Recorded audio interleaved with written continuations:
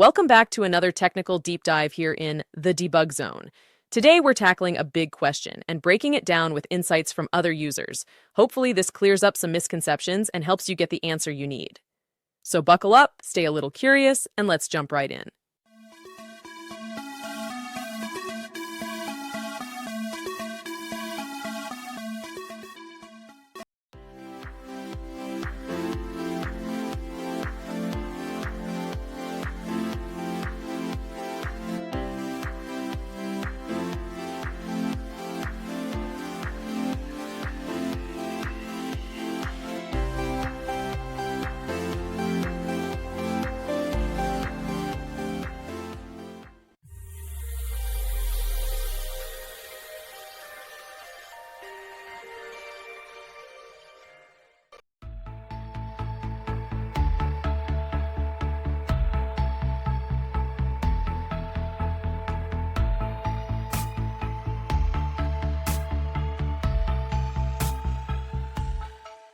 And that's a wrap.